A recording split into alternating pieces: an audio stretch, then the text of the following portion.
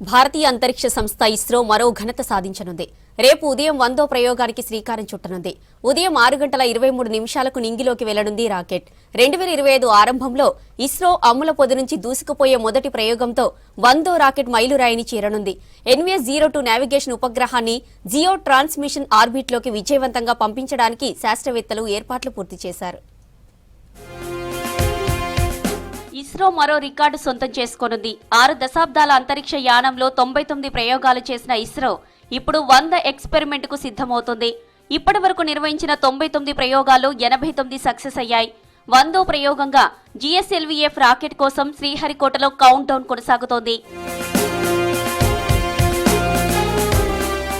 AP Tirupati జిల్లా సతీష్ ధావన్ అంతరిక్ష పరిశోధనా కేంద్రం పూర్తి స్వదేశీ పరిజ్ఞానంతో తయారు చేసిన నావిక్ GSLV-F-15 NVS-02 రాకెట్ ప్రయోగానికి సర్వం సిద్ధం చేసింది. సుమారు 2500 కిలోల బరువు కలిగిన రాకెట్ ను ప్రయోగించనున్నారు. బుధవారం ఉదయం 6:23 నింగిలోకి వెళ్లనుంది. 2025 ఆరంభంలో ఇస్రో అమ్ముల పొది నుంచి దూసుకుపోయే మొదటి ప్రయోగం ద్వారా 100వ రాకెట్ మైలురాయిని చేరనుంది.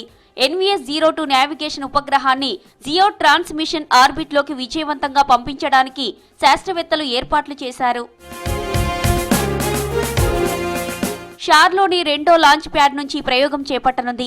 ఈ ఉపగ్రహం సెకండ్ జనరేషన్ శాటిలైట్ కాగా NVS-01 ఉపగ్రహాన్ని 29 మే 2023న ఇస్రో నింగిలోకి పంపింది. NVS-02 ఉపగ్రహం NVS సిరీస్లో రెండవది. ఈ ప్రయోగంతో ఇస్రో సొంతంగా 100 ప్రయోగాలను పూర్తి చేసిన జాబితాలో చేరనుంది. SLV రాకెట్లు 4, ASLV-4, PSLVలు 62, GSLVలు 16, LVM-3లు 7, SSLVలు 3, స్క్రాగ్జెట్ 1, RLVTD-1, crew escape system 1 మొత్తం కలిపి 99 ప్రయోగాలు చేశారు. ఈ రాకెట్లతో 129 స్వదేశీ ఉపగ్రహాలు, 18 స్టూడెంట్ ఉపగ్రహాలు, 9 రీఎంట్రీ మిషన్లు, 433 విదేశీ ఉపగ్రహాలు, 2 ప్రైవేట్ ఉపగ్రహాలు, 1 గగన్యాన్ టెస్ట్ వెహికల్ D1 పేర్లతో 592 ఉపగ్రహాలను ప్రయోగించి చరిత్ర సృష్టించారు. ఇక ఈ 99 ప్రయోగాలు 89 విజయవంతమయ్యాయి. 1961లో డాక్టర్ హోమీ జే బాబా అనే శాస్త్రవేత్త అంతరిక్ష ప్రయోగాలకు డిపార్ట్మెంట్ ఆఫ్ అటామిక్ ఎనర్జీని ప్రారంభించారు. ఈ సంస్థను అభివృద్ధి చేసి 1962లో Indian national committee for space రీసెర్చ్గా ఉద్భవించింది. దీనికి అంతరిక్ష పితామహుడు డాక్టర్ విక్రమ్ సారాభాయ్ చైర్మన్గా నియమితులయ్యారు. ఆయన ఆధ్వర్యంలో కేరళలోని తిరువనంతపురం సమీపంలో తుంబా ఈక్విటోరియల్ లాంచింగ్ స్టేషన్ను ఏర్పాటు చేశారు.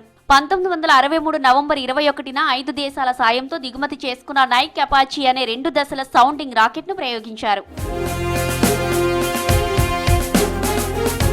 దేశంలో తుంబాలో సౌండింగ్ రాకెట్ కేంద్రాన్ని ఏర్పాటు చేసుకుని 1967 నవంబర్ 20న రోహిణి 75 అనే సౌండింగ్ రాకెట్ ను పూర్తి స్వదేశీ సాంకేతిక పరిజ్ఞానంతో రూపొందించి విజయవంతంగా ప్రయోగించారు.